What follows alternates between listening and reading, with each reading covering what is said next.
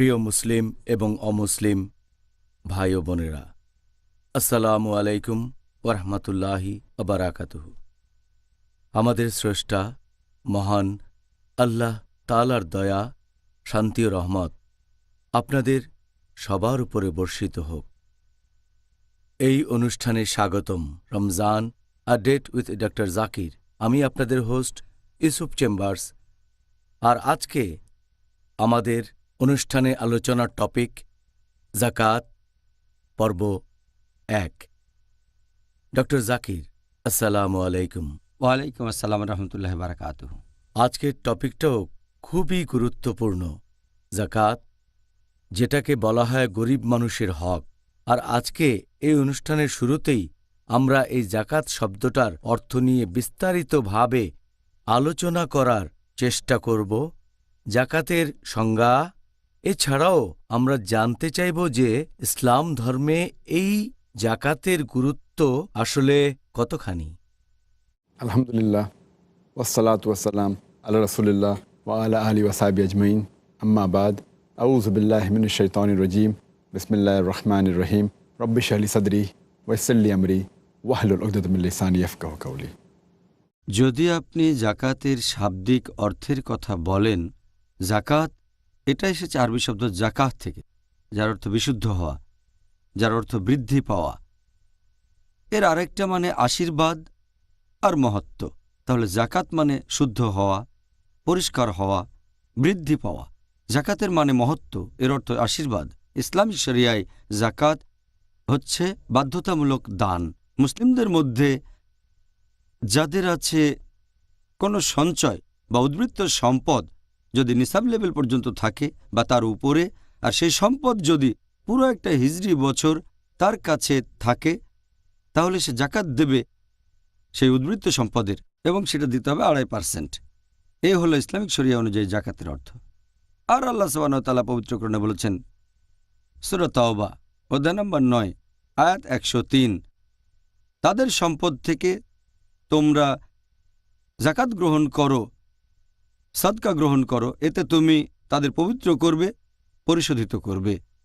আল্লাহ পবিত্র কোরআনে বলেছেন সূরা রুম অধ্যায় নম্বর 30 আয়াত নম্বর 39, যারা বিভিন্ন উপহার দেয় এজন্য যাতে তাদের সম্পদ বৃদ্ধি পায়। অন্য মানুষের সম্পদের উপর দেওয়া উপহারের মাধ্যমে আল্লাহর দৃষ্টিতে তার সম্পদ বৃদ্ধি করে না। কিন্তু যারা জাকাত দেয় আল্লাহ তাআলার সন্তুষ্টি লাভের জন্য, আল্লাহ তাদের সম্পদ বৃদ্ধি করেন। আর জাকাত হচ্ছে ইসলাম ধর্মের একটা স্তম্ভ।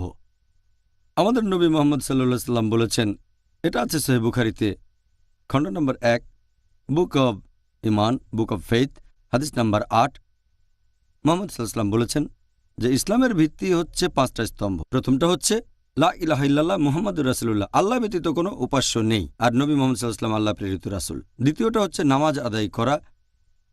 তৃতীয় হলো জাকাত দেয়া, মানে বাধ্যতামূলক দান। চতুর্থ হচ্ছে হজ পালন করা। আর পঞ্চম হচ্ছে রমজান মাসে রোজা রাখা। এগুলো সবই মুসলিমরা করে, আলহামদুলিল্লাহ। তাহলে জাকাত হলো ইসলামের গুরুত্বপূর্ণ স্তম্ভগুলোর একটা। জাকাত সম্পর্কে কোরআন হাদিসে বলা হয়েছে যে কিভাবে জাকাত দিতে হবে। অনেক হাদিস আছে, ইসলামে এটার গুরুত্ব অনেক বেশি। আল্লাহ বলেছেন সূরা আনফাল অধ্যায় নম্বর 8 আয়াত 3 ও 4, জাকাত হলো ঈমানের নিদর্শন।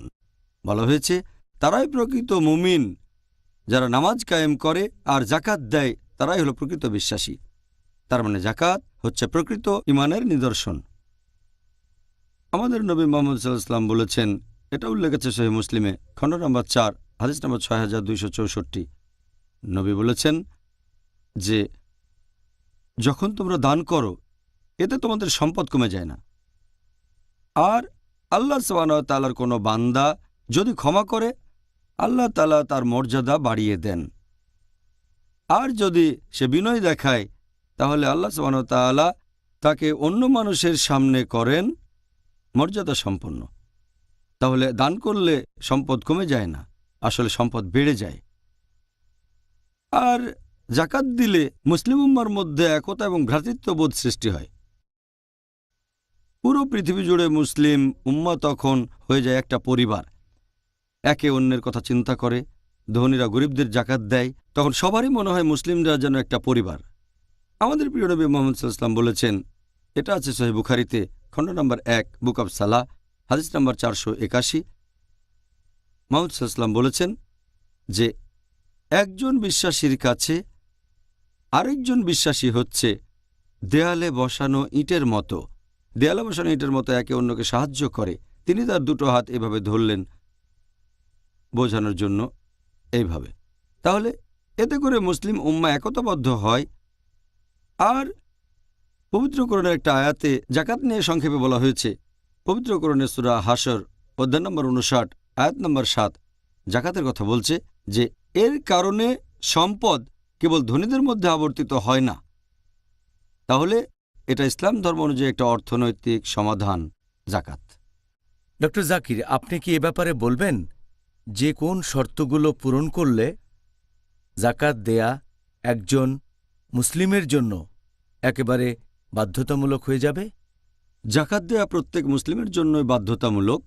হতে পারে সে পুরুষ অথবা মহিলা, প্রাপ্ত বা অপ্রাপ্তবয়স্ক, স্বাভাবিক বা অস্বাভাবিক, যদি সে স্বাধীন নাগরিক হয়, আর যদি উদ্বৃত্ত সম্পত্তি বা সঞ্চয় থাকে যেটার পরিমাণ নিসাব লেভেলের সমান অথবা তার উপরে, আর যদি সেই উদ্বৃত্ত সম্পদ বা সঞ্চয় তার কাছে পুরো একটা হিজরি বছর ধরে গচ্ছিত থাকে, তাহলে সেই মুসলিমের জন্য জাকাত দেওয়াটা হবে বাধ্যতামূলক। আর বেশিরভাগ সময়, বেশিরভাগ ক্ষেত্রে সেটা হবে 2.5%।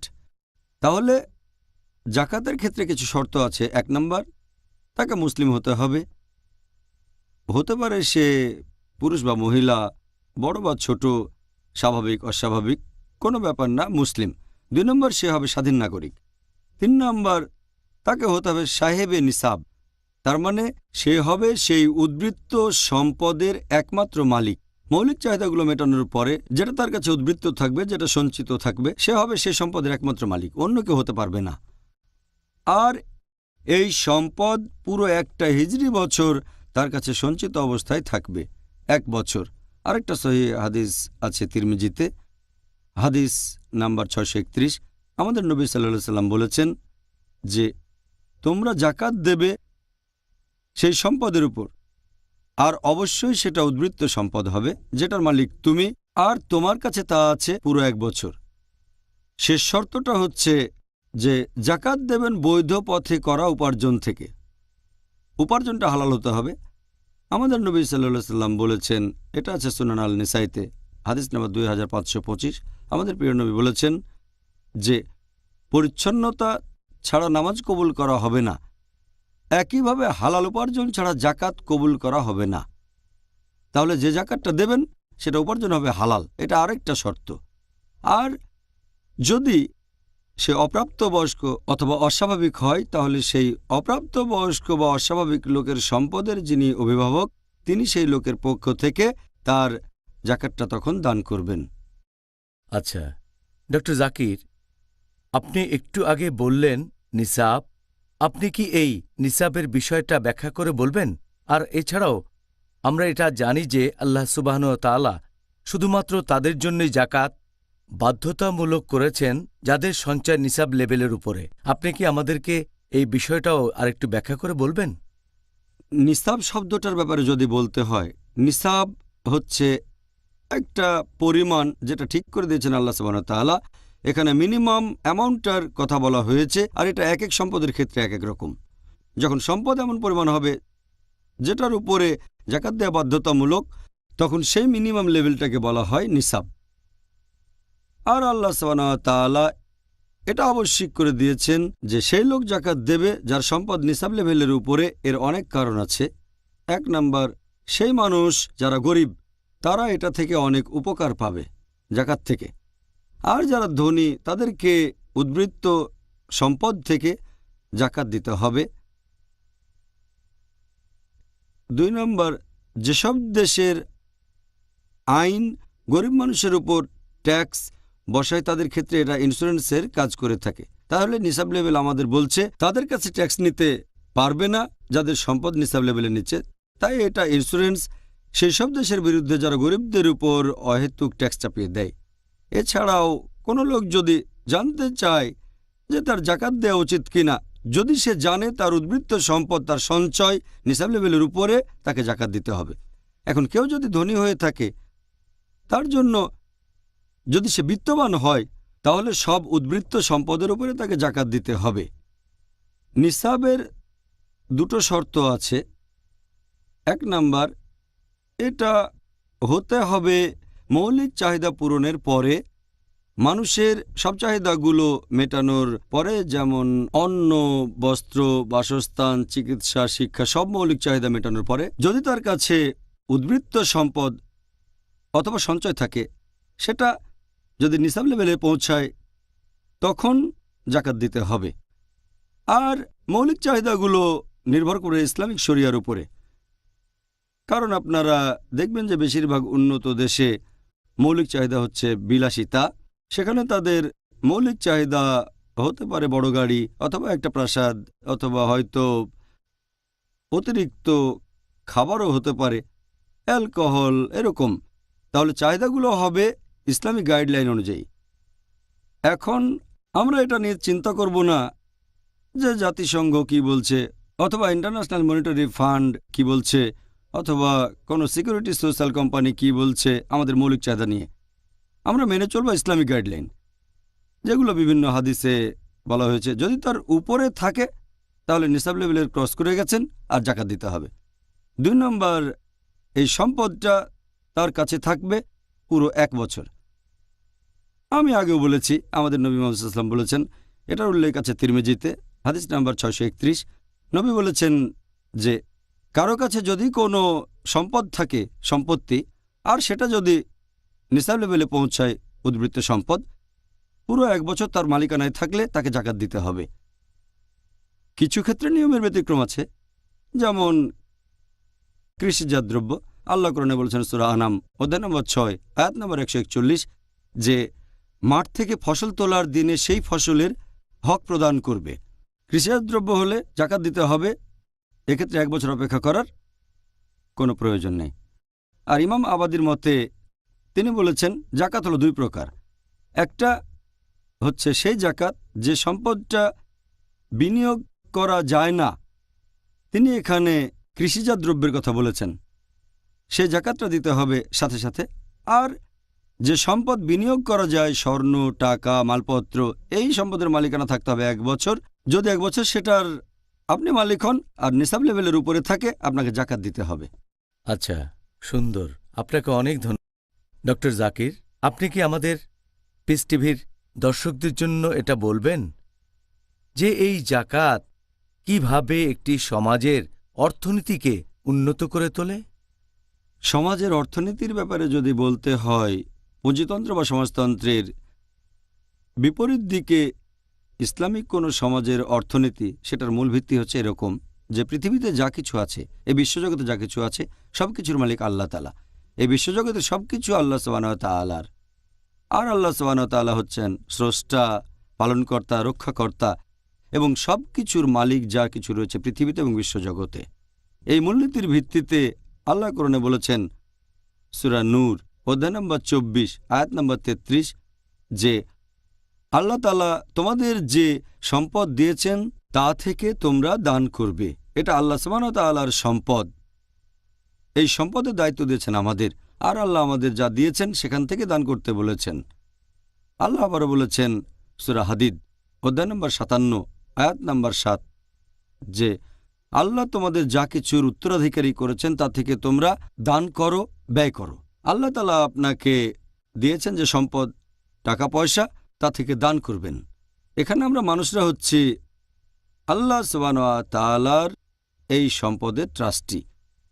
তাহলে এই সম্পদ আসলে আল্লাহ তাআলার, সেই কারণে আমরা সম্পদ ব্যয় করব এবং উপার্জন করব আল্লাহ তাআলা যেভাবে নির্দেশ দিয়েছেন সেভাবে, কারণ সম্পদটা আসলে তার।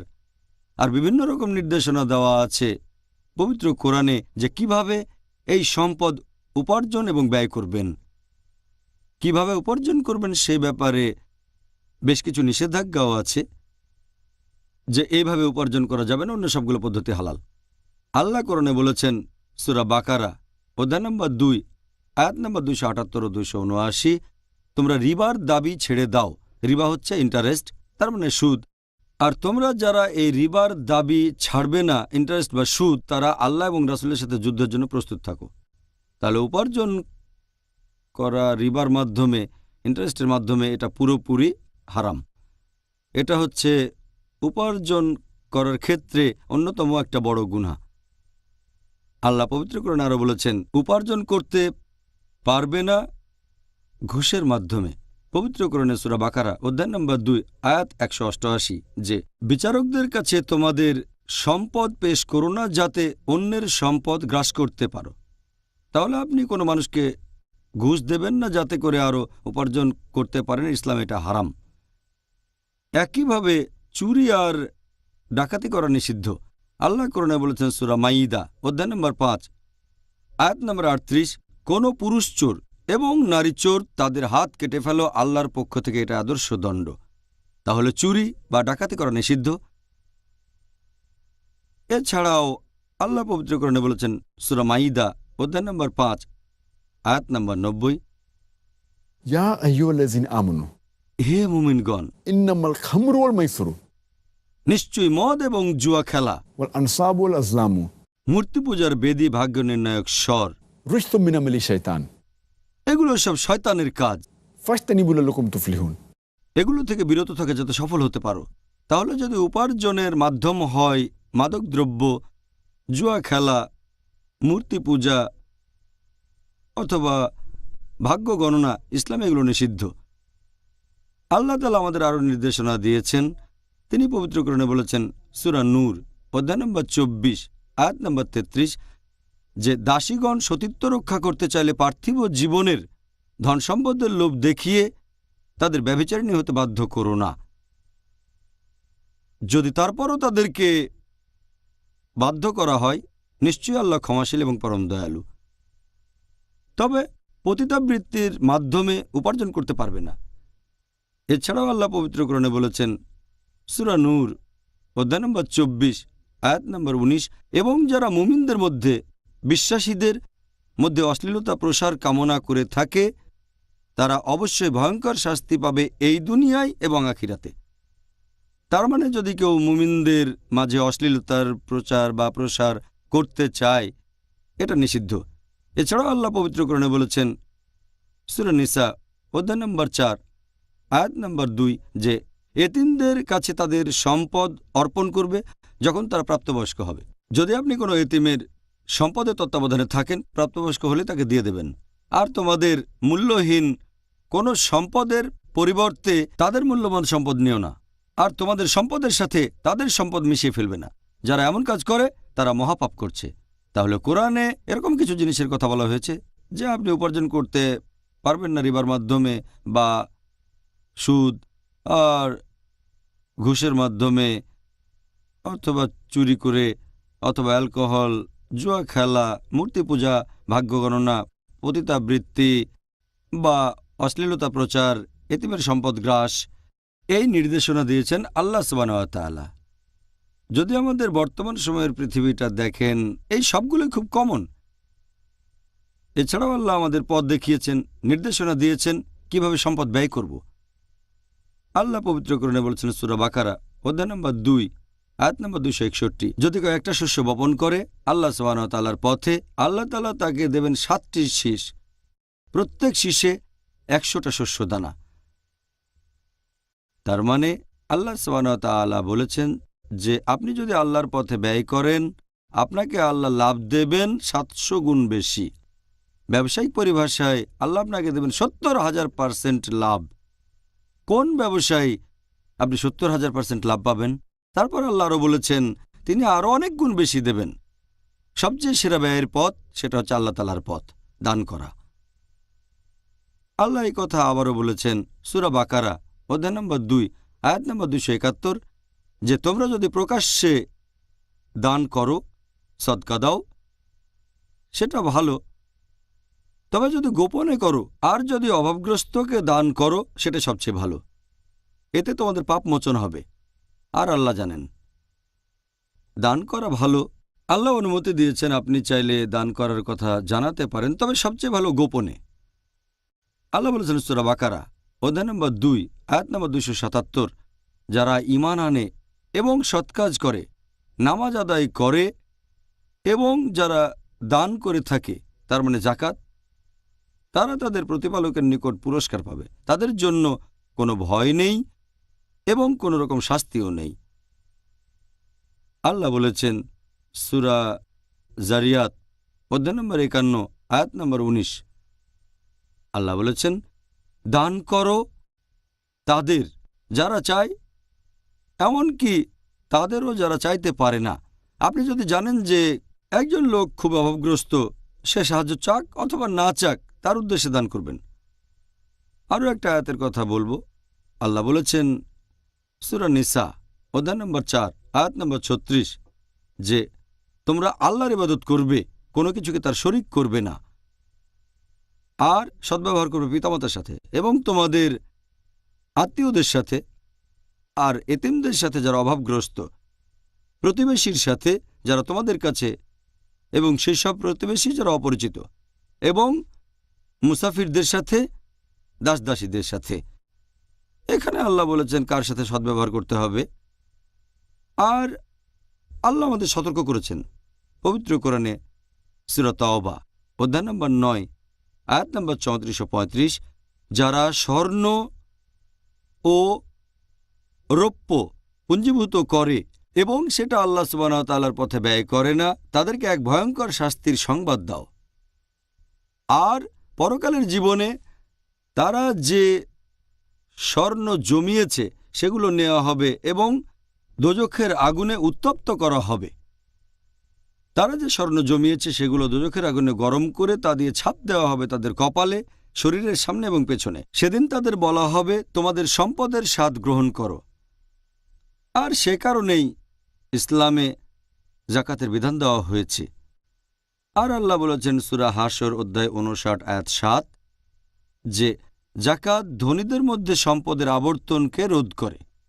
যদি পৃথিবীর সব ধনী মানুষ যাকাত দেয় তাহলে পৃথিবী থেকে দারিদ্র্য বিলুপ্ত হয়ে যাবে, তখন পৃথিবীর একজন মানুষও না খেয়ে মারা যাবে না। পরের প্রশ্ন, আপনি কি আমাদেরকে যাকাতের বিধানের কারণগুলো সম্পর্কে একটু বলবেন? যখনই আল্লাহ সুবহানাহু ওয়া তাআলা কোনো নির্দেশ দিয়েছেন কোরআনে, তখন অবশ্যই সেটার পেছনে একটা কারণ থাকবে অথবা অনেক কারণ। কোরআনের অনেক আয়াত আছে আর সহিহ হাদিস যেখানে আল্লাহ সুবহানাহু ওয়া তাআলা এবং তার রাসূল বলেছেন এই যাকাতের পেছনে কারণটা কি। এক নাম্বার হচ্ছে আমাদের ঈমানকে আরও মজবুত করা। আমাদের প্রিয় নবী মুহাম্মদ সাল্লাল্লাহু আলাইহি ওয়াসাল্লাম বলেছেন যে যাকাত তোমাদের ঈমান মজবুত করে। আর এই কথা আগে বলেছি, যাকাত হচ্ছে ঈমানের একটা স্তম্ভ। আমাদের প্রিয় নবী মুহাম্মদ সাল্লাল্লাহু আলাইহি ওয়াসাল্লাম বলেছেন সহিহ বুখারী খণ্ড নম্বর 1 বুক অব ফেইথ হাদিস নম্বর 8 যে ইসলামের ভিত্তি হচ্ছে 5টা স্তম্ভ। প্রথমটা হচ্ছে কালেমা, আল্লাহ ছাড়া উপাস্য নেই, আর নবী মুহাম্মদ সাল্লাল্লাহু আলাইহি ওয়াসাল্লাম আল্লাহর রাসূল। 2 নম্বর নামাজ আদায় করা, 3 নম্বর হচ্ছে যাকাত দেয়া, 4 নম্বর হজ পালন করা, আর 5 নম্বর হচ্ছে রমজান মাসে রোজা রাখা। এটা আমাদের ঈমানকে মজবুত করে। যাকাত দেয়া দ্বিতীয় কারণটা হচ্ছে যে এটা আমাদের সম্পদকে বিশুদ্ধ এবং পরিচ্ছন্ন করে। যাকাত শব্দটার অর্থ হচ্ছে বিশুদ্ধ হওয়া, পরিষ্কার হওয়া। যাকাত আমাদের সম্পদের অশুদ্ধতাগুলো পরিষ্কার করে আর এভাবে আমাদের সম্পদকে হালাল করছে। 3 নম্বর হচ্ছে যাকাত বৃদ্ধি করে। আমাদের নবী বলেছেন, এই হাদিসটা আছে সহিহ মুসলিমে খণ্ড নম্বর 4 হাদিস নাম্বার 6264 যে দান করলে তোমাদের সম্পদ কমে যায় না, আসলে আমাদের সম্পদ বৃদ্ধি পায়। যাকাত রক্ষা করবে বিপর্যয় থেকে, আপনাকে রক্ষা করবে বিভিন্ন দুর্ঘটনা থেকে, এরকম আরও অনেক। পরোক্ষভাবে এটা আমাদের সম্পদ বাড়াবে। এছাড়া যাকাতের আরেকটা মানে হচ্ছে আশীর্বাদ আর মহত্ব। তাই 4 নম্বর পয়েন্ট, যাকাত দিলে আল্লাহ তাআলার আশীর্বাদ পাবেন। 5 নম্বর পয়েন্ট হচ্ছে যে এটা চরিত্রকে পরিচ্ছন্ন করবে, চরিত্র আরও ভালো হবে। যাকাত দিলে কৃপণ হবেন না, উদার মনের মানুষ হবেন। 6 নম্বর পয়েন্ট, এতে আপনি মানসিক শান্তি পাবেন। যেটা ভালোবাসেন সেটা যদি দান করেন, বিশেষ করে সম্পদ দান করেন, আপনি আনন্দ বোধ করবেন। বিশেষ করে সেটা যদি স্বেচ্ছায় দান করেন। যদি স্বেচ্ছায় দান না করেন, যদি অবহেলায় দান করেন, তাহলে আনন্দ লাগবে না আপনার, আপনি মানসিক শান্তি পাবেন না। যদি যাকাত দেন তাছাড়াও এটা হচ্ছে একটা নিদর্শন ইমানের। যদি জাকাত দেন এটা হচ্ছে ইমানের নিদর্শন। আর আমাদের প্রিয় নবী মুহাম্মদ সাল্লাল্লাহু আলাইহি ওয়াসাল্লাম বলেছেন, এটা আছে সহিহ বুখারীতে খণ্ড নম্বর 1 বুক অব ফেইথ হাদিস নম্বর 13। আমাদের নবী বলেছেন যে সেই মুসলিম প্রকৃত মুসলিম নয় যতক্ষণ না সে অন্য মুসলিমের জন্য সেটা কামনা করবে যেটা নিজের জন্য করে। আর যাকাত তোমাকে নিয়ে যাবে বেহেশতের পথে, জান্নাতে প্রবেশ করতে পারবেন। আমাদের নবী মুহাম্মদ সাল্লাল্লাহু আলাইহি ওয়াসাল্লাম বলেছেন, এটা সহিহ হাদিস, হাদিসটা আছে সহিহ ইবনে হিব্বান খণ্ড নম্বর 8 হাদিস নাম্বার 3438। এক লোক আল্লাহ রাসূলের কাছে এসে তাকে বলল, আমি এক আল্লাহকে বিশ্বাস করি, অন্য কাউকে নয়। বিশ্বাস করি মুহাম্মদ সাল্লাল্লাহু আলাইহি ওয়াসাল্লাম আল্লাহ তাআলার রাসূল, নামাজ আদায় করি, আর আমি যাকাত দেই, তারপর রমজান মাসে রোজা রাখি, তারপর নামাজ আদায় করি রমজান মাসের রাতে। এখন পরকালে আমার অবস্থা কি হবে? নবী তখন বললেন, তুমি থাকবে সিদ্দিকুনের মাঝে, ধার্মিক লোকদের মাঝে, এবং থাকবে যারা শহীদ হয়েছেন তাদের সাথে। যাকাত দিলে আপনি বেহেশতে যেতে পারবেন। যাকাত হচ্ছে আমাদের মুক্তি লাভের উপায়, বেহেশতে যাওয়ার উপায়। এছাড়াও আপনি যখন যাকাত দিলেন এতে মানুষের মধ্যে এক ধরনের একতাবদ্ধতা সৃষ্টি হয়, বিশেষ করে মুসলিম উম্মার ভেতরে। আর আল্লাহ কোরআনে বলেছেন সূরা কাসাস অধ্যায় নম্বর 28 আয়াত নম্বর 77, তোমরা অনুগ্রহ করো যেমন আল্লাহ তোমাদের প্রতি অনুগ্রহ করেছেন। তাহলে এইভাবে পৃথিবী জুড়ে মুসলিমদের মধ্যে একতাবদ্ধতা কাজ করা শুরু করে। তখন সেই লোক গরিবকে সাহায্য করবে, তাকে দয়া করবে। যে লোককে আল্লাহ সুবহানাহু ওয়া তাআলা অনেক সম্পদ দিয়েছেন সে কোনো অভাবীকে দান করবে, তাতে একতা আরও বেড়ে যায়। এরপরে 10 নম্বর পয়েন্ট, যখন যাকাত দেবেন গরিব মানুষকে তখন এই গরিব লোক আপনার সাথে বিদ্রোহ করবে না। যদি গরিব লোক ভাবে পৃথিবীতে অনেক বড় লোক আছে, তাদের ঘুরে বেড়ানোর জন্য সুন্দর সুন্দর গাড়ি আছে, বিশাল বাড়ি আছে, তারা আমোদ প্রমোদ করে, এগুলো তার মধ্যে আনে বিদ্রোহের মনোভাব। যখনই তাদের যত্ন নেবেন, দান করবেন যাকাত, তখন তারা আর বিদ্রোহ করবে না। 11 নম্বর পয়েন্ট, এতে করে বন্ধ হবে চুরি আর ডাকাতি। যে লোক মৌলিক চাহিদা পূরণ করতে পারছে না সে চুরি করতে বাধ্য হবে বা ডাকাতি। যখন যাকাত দেওয়া হবে তখন গরিব মানুষের মৌলিক চাহিদা পূরণ হবে, এভাবে চুরি ডাকাতি বন্ধ হয়ে যাবে আর পুরো সমাজের উন্নতি হবে। 12 নম্বর পয়েন্ট, এতে আন্তরিকতা বাড়ায়। কারণ আমরা যখন পছন্দের কিছু দান করি, কাউকে দিয়ে দেই, আপনি শুধু তখনই কাউকে দান করতে পারেন যদি সেই কারণটাও হয় সমান প্রিয় অথবা তার চেয়ে ভালো কিছু। এটা আল্লাহর প্রতি আপনার ভালোবাসা আর বিশ্বাস প্রকাশ করছে। সেজন্য এই সাদকা শব্দটার মূল আরবি শব্দ হচ্ছে সিদ, যার মানে আন্তরিকতা। মানুষের মধ্যে আন্তরিকতা দেখা দেয়। 13 নম্বর পয়েন্ট, যাকাত পৃথিবীর উপর বিভিন্ন রকম বিপর্যয় নেমে আসাকে রোধ করে। 14 নম্বর পয়েন্ট, আমাদের নবী মুহাম্মদ সাল্লাল্লাহু আলাইহি ওয়াসাল্লাম বলেছেন, এই সহিহ হাদিসটার উল্লেখ আছে মাসনাদ আহমেদে হাদিস নাম্বার 17333। আমাদের নবী বলেছেন যে রোজ কিয়ামতের দিনে তোমার দান তোমাকে ছায়া দেবে। তার মানে যদি দান করেন এটা শেষ বিচারের দিনে আপনাকে রক্ষা করবে। আমাদের নবী আরও বলেছেন, এটা আছে সহিহ বুখারীতে খণ্ড নম্বর 1 বুক অব আজান হাদিস নম্বর 660। আমাদের নবী বলেছেন যে রোজ কিয়ামতের দিনে 7 ধরনের লোক আল্লাহ তাআলার ছায়ায় থাকবে। প্রিয় নবী বলেছেন 7 ক্যাটাগরির মানুষ আল্লাহ তাআলার ছায়ায় থাকবে আর একমাত্র তার ছায়ায় মানুষকে রক্ষা করতে পারে। এবং তাদের মধ্যে একটা ক্যাটাগরি যারা দান করে এত গোপনে যে তার বাম হাত জানে না ডান হাত কি দিয়েছে। তাহলে দান করলে, যাকাত দিলে আল্লাহ সুবহানাহু ওয়া তাআলার ছায়ায় আপনি থাকবেন রোজ কিয়ামতের দিনে। আরেকটা হাদিস আছে সিলসিলা আল সহিহা হাদিস নম্বর 1908। আমাদের নবী মুহাম্মদ সাল্লাল্লাহু আলাইহি ওয়াসাল্লাম বলেছেন যে দান করলে মানে যাকাত দিলে, গোপনে যাকাত দিলে সেটা প্রতিপালকের ক্রোধকে প্রশমিত করে দেয়। আর এছাড়াও আমাদের প্রিয় নবী বলেছেন এই সহিহ হাদিসটা আছে তিরমিজিতে, হাদিস নাম্বার 2616, যে জাকাত নিভিয়ে দেয় পাপকে যেভাবে পানি নিভিয়ে দেয় আগুনকে। তাহলে এইসব কারণে আল্লাহ সুবহানাহু ওয়া তাআলা মানুষের জন্য জাকাতের বিধান করেছেন। এরপরে যে প্রশ্নটা আমি আপনাকে জিজ্ঞাসা করতে চাচ্ছি যে কোন কোন জিনিস থাকলে একজন মুসলিমের জন্য জাকাত মানে জাকাত দেয়া বাধ্যতামূলক? যেসব জিনিস থাকলে জাকাত দিতে হবে, যে জিনিসগুলো থাকলে মুসলিমদের জন্য জাকাত দেয়া বাধ্যতামূলক, 1 নাম্বার হচ্ছে স্বর্ণ। আর এই সম্পদের পরিমাণ নিসাব লেভেলে পৌঁছাতে হবে, তখন এটা হবে আবশ্যিক। 1 নম্বর স্বর্ণ, 2 নম্বর হচ্ছে রৌপ্য, 3 নম্বর হচ্ছে স্বর্ণ এবং রৌপ্য দিয়ে বানানো গহনা বা অলংকার, 4 নম্বর হচ্ছে কৃষিজাত দ্রব্য, 5 নম্বর গবাদি পশু, 6 নম্বর হচ্ছে যে পণ্যদ্রব্য কেনাবেচা করা হয়, 7 নম্বর হচ্ছে ব্যবসায়িক কর্মকাণ্ড, 8 নম্বর হচ্ছে টাকা অর্থাৎ কাগজের নোট, 9 নম্বর যে কারণে জাকাত আবশ্যক সেটা হচ্ছে দোকানে মজুদ পণ্য। এই হলো 9 ক্যাটাগরি জিনিসপত্র যেগুলোর উপরে জাকাত দিতে হবে, এগুলোই। ধন্যবাদ ডক্টর জাকির।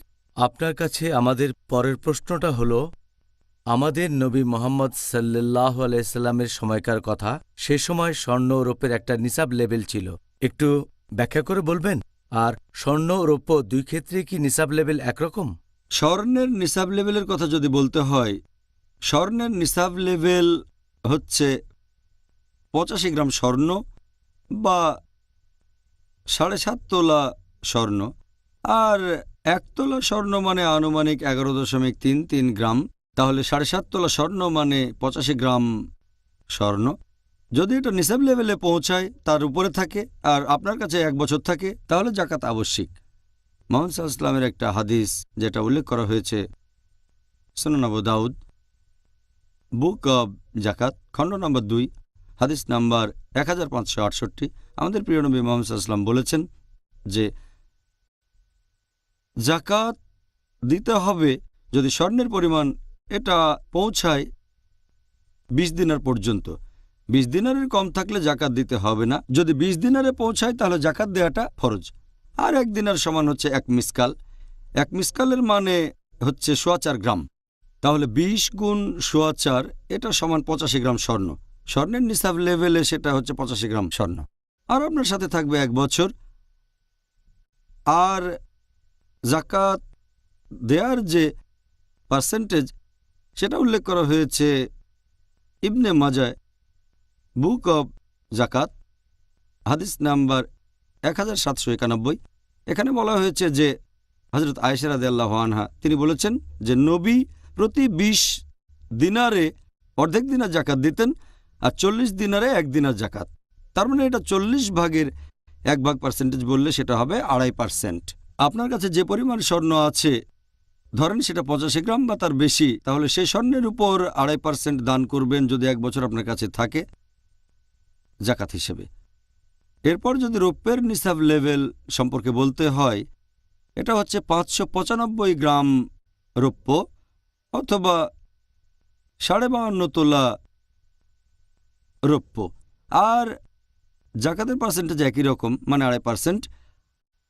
আমাদের নবী মুহাম্মদ সাল্লাল্লাহু আলাইহি ওয়াসাল্লাম বলেছেন সহিহ বুখারী, খণ্ড নম্বর 2, বুক অব জাকাত, হাদিস নম্বর 1447, যে জাকাত দেবে যদি থাকে 5 উকিয়া রৌপ্য। 1 উকিয়া সমান 40 দিরহাম,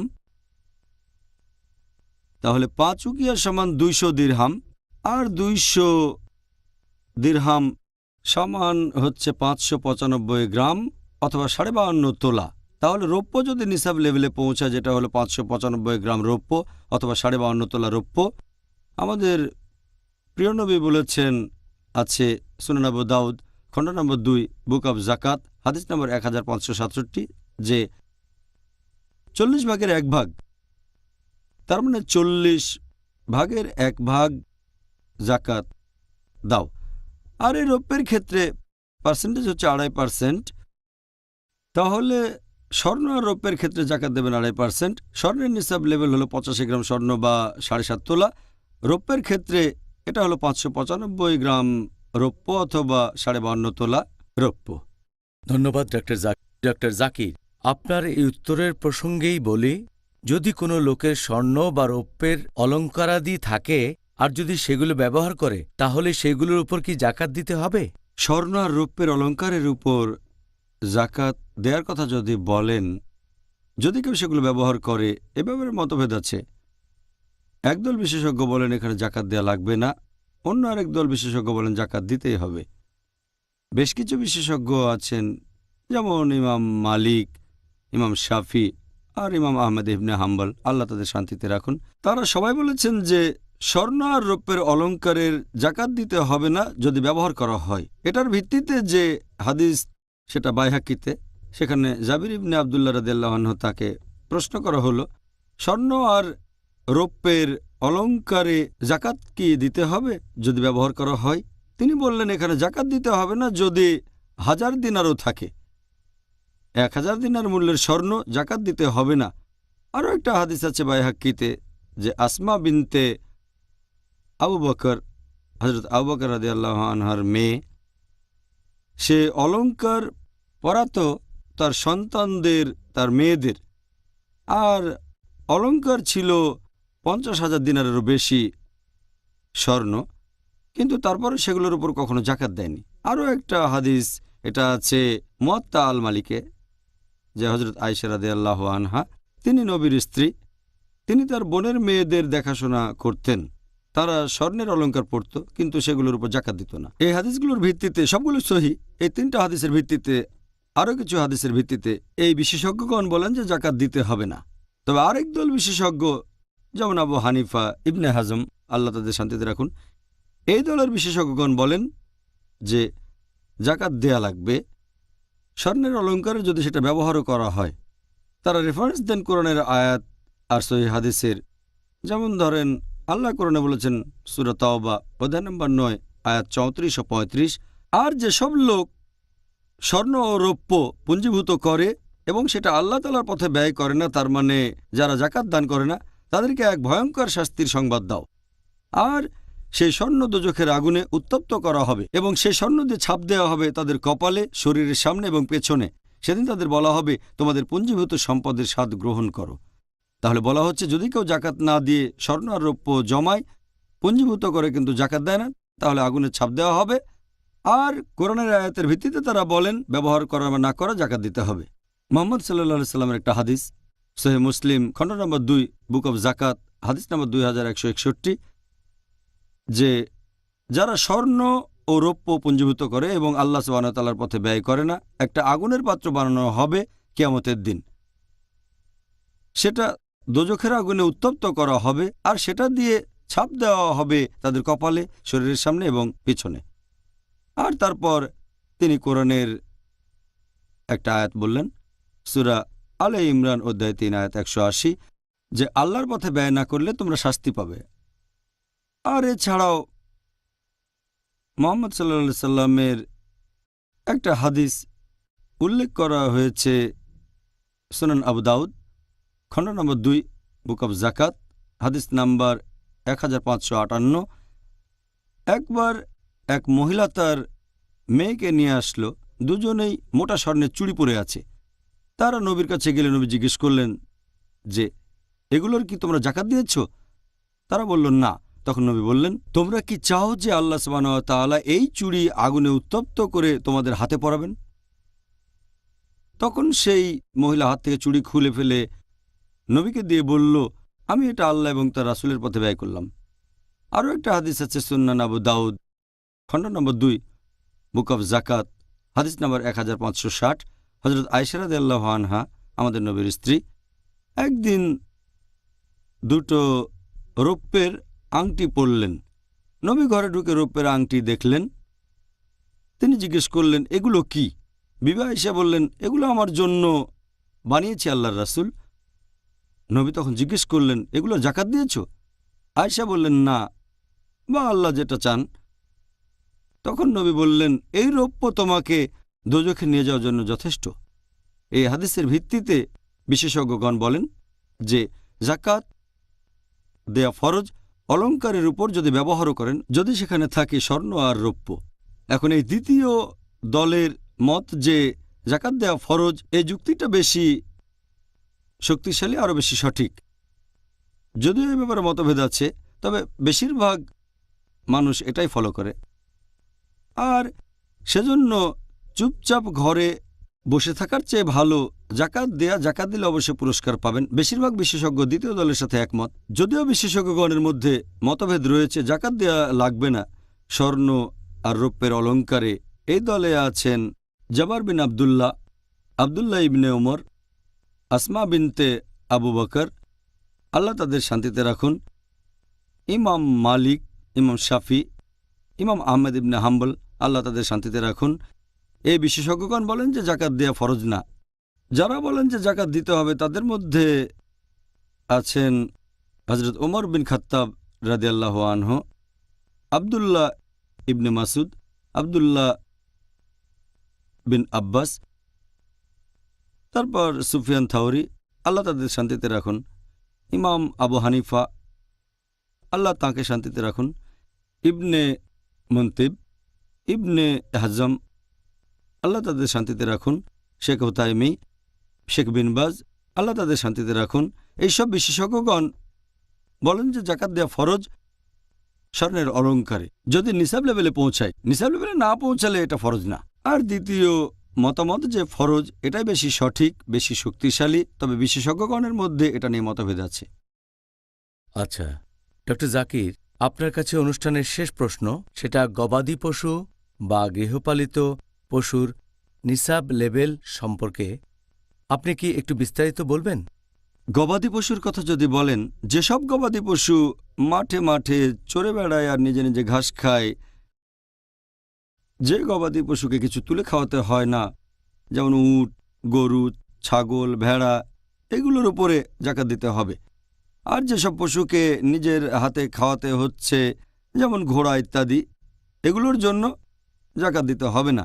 তবে যদি বিক্রি করে সে টাকা ব্যবহার করেন আর নিসাব লেভেলের উপরে টাকাটা হয়, আপনার কাছে 1 বছর ধরে থাকে, তাহলে জাকাত দিতে হবে। তবে সরাসরি জাকাত দিতে হবে যে গবাদি পশুর উপরে, যেমন উট, গরু, ছাগল, ভেড়া। উটের ক্ষেত্রে নিসাব লেভেল হচ্ছে 5টা, গরুর ক্ষেত্রে 30টা গরু, আর ছাগল ভেড়ার ক্ষেত্রে হচ্ছে 40টা। একটা হাদিস নবী সাল্লাল্লাহু আলাইহি সাল্লামের, এটা আছে সহিহ বুখারীতে, খণ্ড নম্বর 2, বুক অব জাকাত, হাদিস নম্বর 1454, যে হযরত ওমর রাদিয়াল্লাহু আনহু তিনি বললেন যে মানুষের কাছ থেকে জাকাত নিয়ে তিনি আল্লাহর রাসূলকে দেবেন। নবীর উদ্ধৃতি দিয়ে তিনি বললেন যে নবী বলেছেন যে প্রতি 5টা উটের জন্য একটা ভেড়া দান করবে। উটের ক্ষেত্রে নিসাব লেভেল হচ্ছে 5টা, প্রতি 5টা উটের জন্য একটা ভেড়া জাকাত দিতে হবে। আর উটের সংখ্যা যত বেড়ে যাবে জাকাতও তত বেড়ে যাবে। ভেড়ার ক্ষেত্রে যদি সংখ্যাটা হয় 40, তাহলে একটা ভেড়া দান করবে। 40-এর নিচে হলে কোনো জাকাত নেই। ভেড়ার ক্ষেত্রে 40টা ভেড়ার নিসাব লেভেল। যদি 40টা ভেড়া থাকে তাহলে একটা ভেড়া দান করতে হবে। 40 থেকে 120 পর্যন্ত একটা ভেড়া দিতে হবে। 120 থেকে 200-র মধ্যে হলে 2টো ভেড়া দান করতে হবে। 200 থেকে 300-র মধ্যে হলে দিতে হবে 3টা ভেড়া। তারপরে অতিরিক্ত 100 ভেড়ার জন্য একটা করে দিতে হবে। এই হচ্ছে জাকাত। এখন মিনিমাম জাকাত, মিনিমাম পার্সেন্টেজ, লোকে মনে করে যে সব কিছুতে 2.5% দিতে হবে। বেশিরভাগ ক্ষেত্রে জাকাত দেবেন 2.5%। তবে মিনিমাম হচ্ছে, ধরুন আপনার 119টা ভেড়া আছে, জাকাত দেবেন একটা, এটা হবে 0.82%। সবচেয়ে কম জাকাত ভেড়ার ক্ষেত্রে 0.82%। তবে যদি 200 বা 300টা ভেড়া থেকে থাকে সেটা 1%। 300 হলে হবে 3টা, 200 হলে 2টো। আর বেশিরভাগ ক্ষেত্রে জাকাত দিতে হবে 2.5%। সবচেয়ে বেশি এই ব্যাপারে আগেও বলেছি, কৃষিপণ্যের ক্ষেত্রে যেখানে মানুষের শ্রম বা সেচ প্রয়োজন হয় না, বৃষ্টি যথেষ্ট, সেখানে 10%, ম্যাক্সিমাম 10%। কৃষিপণ্যের সেচ প্রয়োজন হলে 5%।